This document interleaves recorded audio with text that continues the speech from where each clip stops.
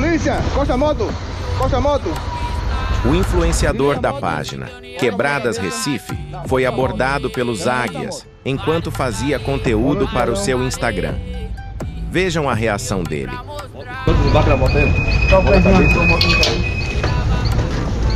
Olha a cabeça.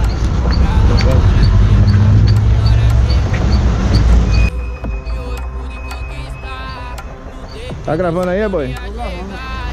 Tu é blogueiro, é? Eu sou blogueiro. Quebrada Recife.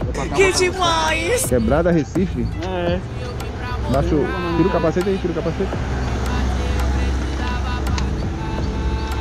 Tá com tua habilitação, documento aí do... Tá aqui no celular.